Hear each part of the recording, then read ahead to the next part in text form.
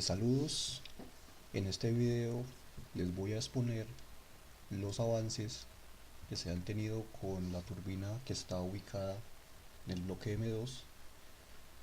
Estas diapositivas son una modificación de una presentación hecha por el grupo de microcentrales hidroeléctricas donde se da énfasis a todo el estudio de la turbina, desde enfocados de la ingeniería mecánica. Y complementado a esto, al final de la presentación les voy a exponer en qué va el trabajo para el sistema de control del sistema turbina generador. Comenzamos hablando de la clasificación de las centrales hidroeléctricas. Cabe aclarar que en nuestro caso es una pico central porque es menor de 5 kilovatios. Tenemos un caudal, una potencia generada por la turbina de 3 kilovatios. Entonces estamos en este rango de acá. Bueno, teniendo en cuenta la regulación de la CREC para la clasificación y pequeña distribución de sistemas en sistemas aislados, pues no voy a ahondar mucho en este punto, ya es un poco más de normativa. Bueno, en este gráfico podemos ver cómo se relacionan las pequeñas y las grandes centrales a través de el caudal y la caída de agua. Este dato de las picocentrales es tomado del Atlas de la UCME 2015. Cada punto verde tenemos una pico central, entonces vemos que en Colombia pues hay gran cantidad de esas picos centrales y bueno, queda aún mucho potencial hídrico para aprovechar. Ya más específico del tipo de turbina que estamos trabajando, es una turbina de flujo cruzado, es decir, tiene esta forma característica. El agua entra por esta parte, hace girar el rodete y sale. En detalle veremos cómo se comporta esta parte mecánica. Aquí las características pues, como más comunes de esta turbina, flujo cruzado, son las pequeñas caídas de agua desde 2.5 metros de caída, los pequeños caudales y la potencia que puede entregar un sistema de estos.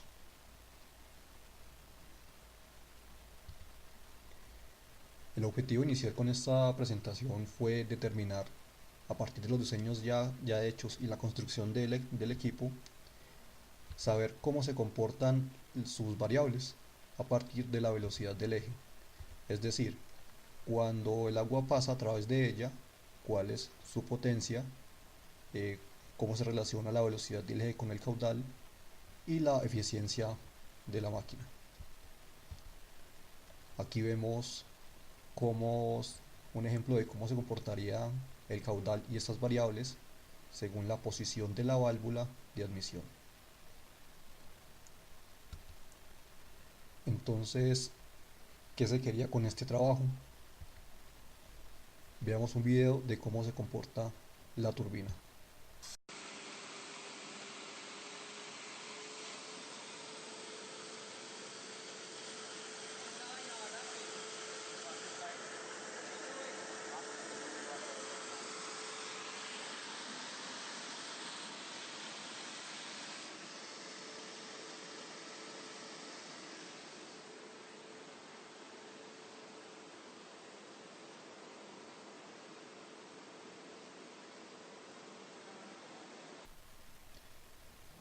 Bueno, aquí vemos un poco más de detalle de las partes que componen la turbina, la válvula de admisión, el rotor, esta pantalla en acrílico para observar cómo se comporta el flujo de agua dentro de la turbina.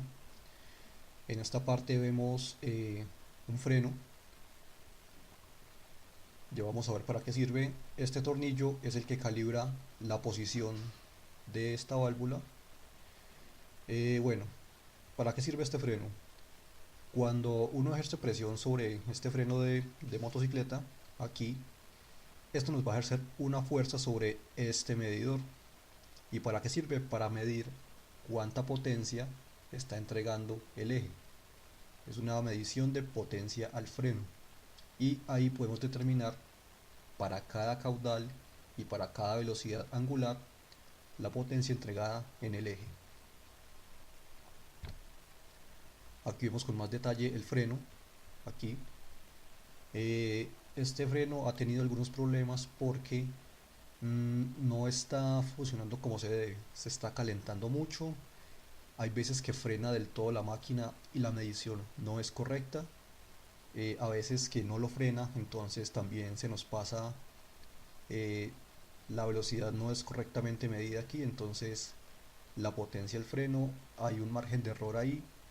¿Qué se pretende con esto? Comprar un nuevo freno con mejores especificaciones y volver a realizar las pruebas para tener mucho más detalle y tener como un rango de medida más amplio y más confiable. Inicialmente los resultados que se tuvieron fueron estos: la presión en metros de caída de agua y su relación con el caudal. Entonces aquí, para diferentes aperturas de la válvula, aquí vemos las aperturas, y aunque los comportamientos son un poco extraños, pues al final las gráficas son coherentes.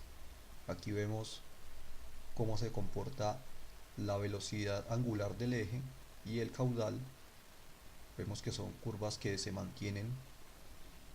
En este caso nos interesa mucho en la apertura total de la válvula, acá arriba, y vemos que a un caudal de 45 litros por segundo, pues la velocidad angular varía respecto a la apertura de la válvula.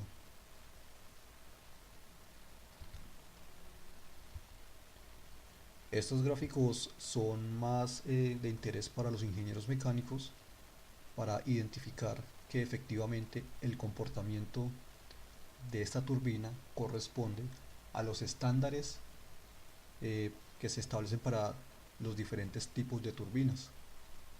Según estas mediciones, entonces calculamos unos índices de desempeño y verificamos que para esta turbina específicamente pues tenemos unos números, aquí están, y verificamos luego con los valores estándar que tenemos para cada turbina, y efectivamente nuestra turbina cumple con las características que deben ser para esta turbina Mitchell-Banky o de flujo cruzado.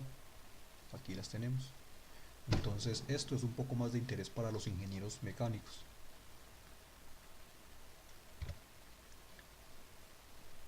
En esta gráfica vemos la velocidad angular del eje y la presión con la que está llegando el agua antes de hacer girar el rodete.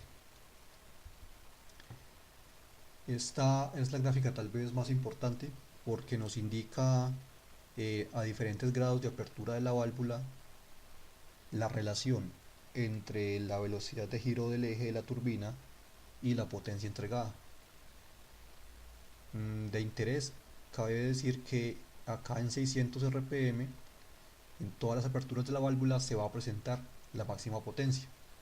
Entonces, como solamente vamos a hacer un control de voltaje generado en el generador, vamos a asumir que el caudal, que la apertura de la válvula siempre va a ser constante a la mayor apertura, es decir, en esta curva. Y vamos a elegir este punto de 600 RPM para extraer la mayor potencia del sistema turbina generador.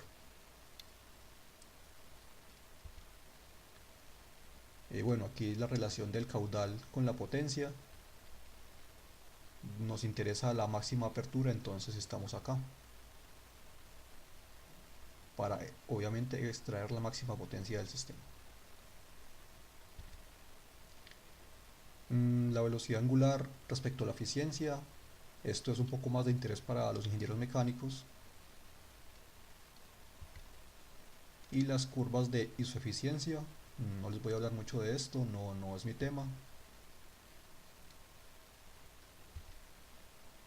Bueno, aquí vemos cómo se comportan, por ejemplo, la eficiencia ya visto desde lo gráfico de una turbina de flujo cruzado. Entonces podemos decir que las eficiencias están dentro de lo que deberíamos pues, como tener en cuenta para un diseño. Acá arriba estamos alrededor del 85% y verificamos que efectivamente si nos está entregando un valor teórico de potencia de 3500 vatios, entonces podríamos contar con un valor real de potencia de 3000 vatios.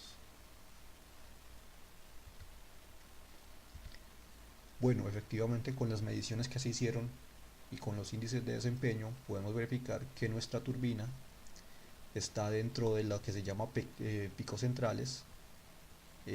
Aquí está el punto de cruce entre caudales y la caída. Obviamente la potencia generada, estamos por aquí alrededor de 3-4 kilovatios. Por aquí estamos en la relación de 35 litros por segundo y una caída menor a 10 metros. Cabe resaltar que el dato de la caída del agua en esta turbina es alrededor de 8 metros. Bueno, no voy a hablar de esto. Lo que les contaba ahora de las eficiencias de las turbinas, la flujo cruzado tenemos esta, la de puntos morados, y vemos que se mantiene por aquí en un valor constante, en 80%, o sea que sí, efectivamente nos está cumpliendo con lo que queríamos que hiciera la turbina. Ahora les voy a hablar un poco más de mi fuerte, que es el generador de inducción, que es la máquina encargada de producir a partir de la velocidad angular del eje la energía eléctrica. Bueno, comenzamos diciendo que un generador de inducción es básicamente un motor trifásico conectado al revés. ¿Cómo así conectado al revés? A un motor le conectamos energía eléctrica y tenemos movimiento en el eje.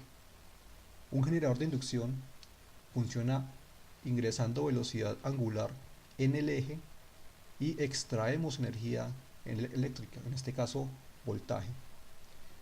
Hay unos procesos que se llaman de autoexcitación, pero no voy a hablar de ellos, es un poco más detallado y no quiero entrar en tanta especificación técnica. Aquí hay un ejemplo de qué es la autoexcitación, muy superficialmente. El generador de inducción, o sea, un motor, no genera voltaje solo si le ingresamos velocidad angular.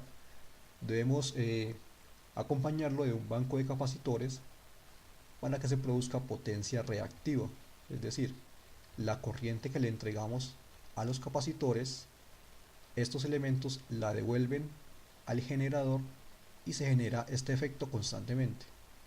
Y así el voltaje que por ejemplo arranque en 10 voltios AC, corriente alterna, él va creciendo en un tiempo de 2-3 segundos hasta llegar hasta un voltaje de operación de 380 o de 420 AC mediante este proceso de autoexcitación. Cuando este proceso está completo, ya podemos entregarle voltaje, un voltaje con potencia útil a una carga eléctrica que tengamos conectada al generador. Entonces, repaso, turbina hidráulica le entrega velocidad angular a un generador de inducción que es un motor trifásico conectado al revés. El motor trifásico genera, le entrega corriente a los capacitores, la almacenan, la devuelven y este proceso se repite para llegar a un voltaje de operación del generador de inducción, ya sea de 220, de 380 o de 420 voltios, para luego entregarla a la carga que vamos a utilizar. Por ejemplo, bombillos inicialmente, puede ser equipos de bajo consumo, ya depende pues de lo que se vaya a conectar acá como carga eléctrica. Entonces, ¿cómo funcionan las tres fases del generador? Tenemos acá un voltaje máximo, vamos a suponerlo en este caso de 120 voltios. ¿Para qué nos sirve eso? Para conectar tres equipos uno por cada fase, equipos de bajo consumo, inicialmente, iluminación, reflectores, bombillas.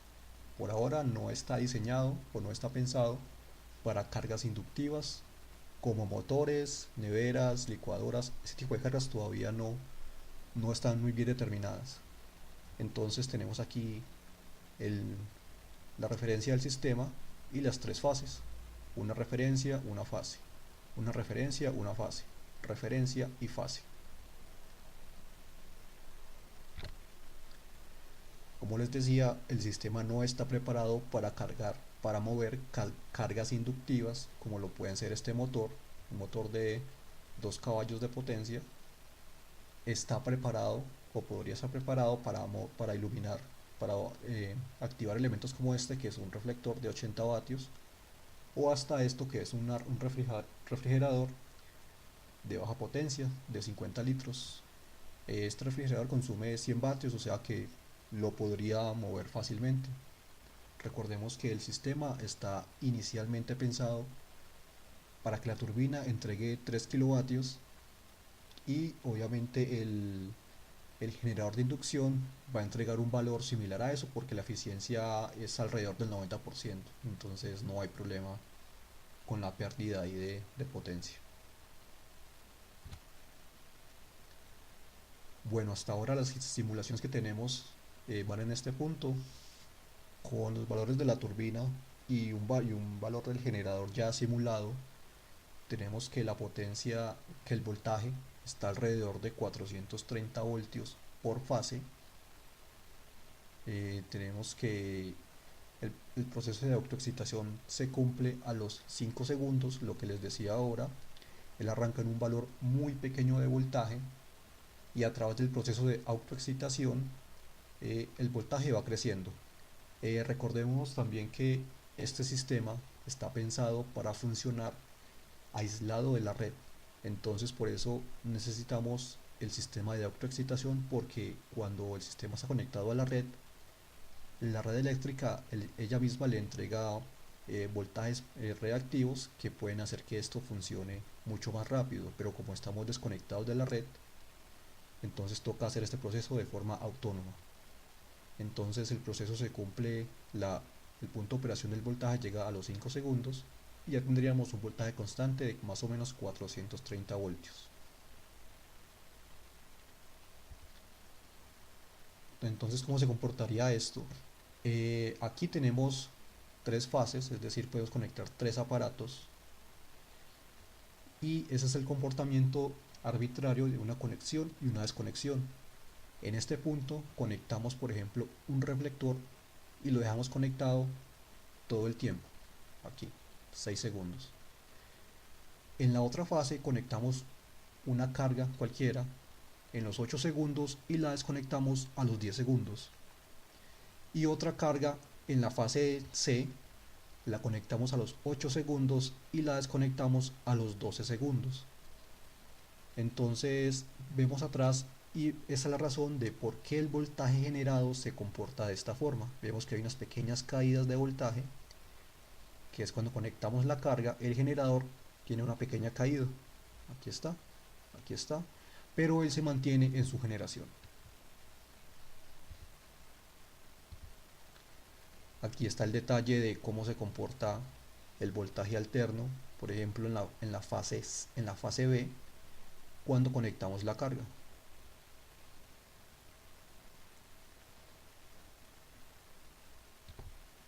Bueno, entonces a partir de lo anterior tenemos una analogía de por qué hacer control, ¿cierto? Supongamos que este tanque de acá es el voltaje generado por el generador y este tanque de acá es la carga consumida por el usuario. Si yo genero voltaje o corriente, supongamos que se llama pues, la potencia eléctrica aquí, y luego yo la consumo acá, yo conecto y desconecto aparatos, pero va a llegar un punto en el que yo no consuma ninguna potencia, yo cierre totalmente esto.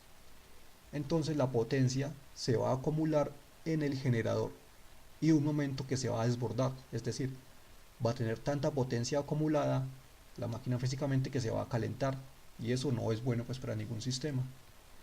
Entonces, ¿qué debemos hacer aquí? Por ejemplo, para este sistema, para este ejemplo, colocar una tubería de desagüe por aquí, para que cuando este nivel de agua llegue por acá, se vaya a la tubería de desagüe y no se nos desborde, pues para no hacer un daño más grave.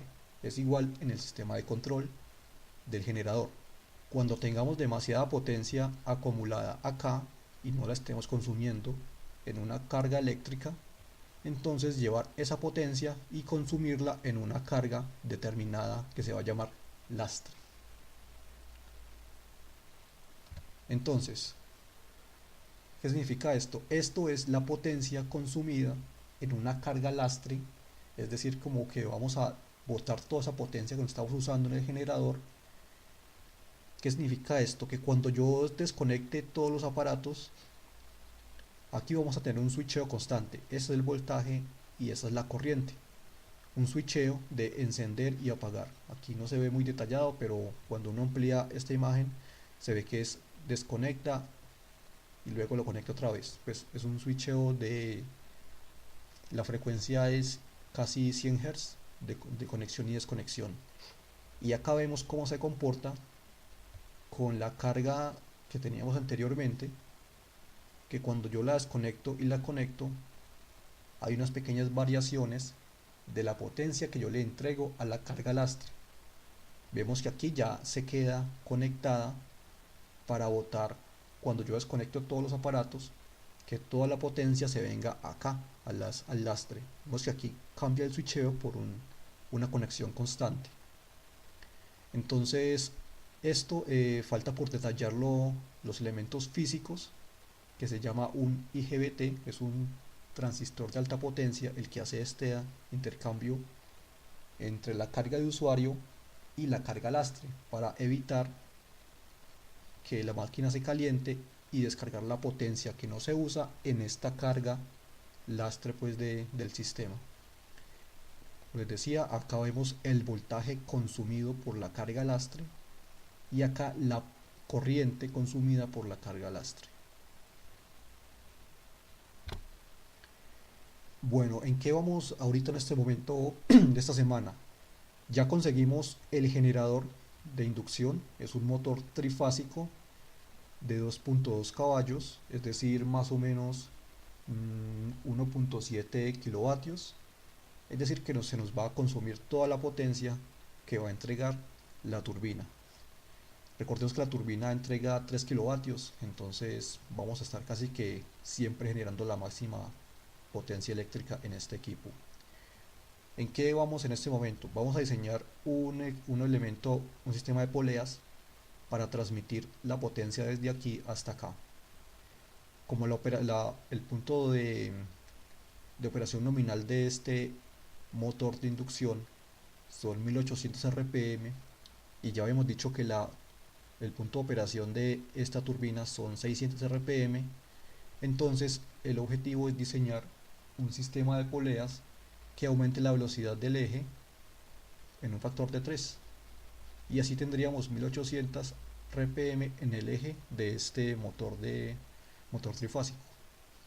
Acá en este lado están las borneras por donde va a salir el voltaje generado y faltaría conseguir o comprar el banco de capacitores necesarios para que se produzca la autoexcitación. Entonces, como les decía, tal vez la primera idea es conectar un sistema resistivo, es decir, solo luminarias, y ver cómo se comporta el voltaje ante la conexión y la desconexión.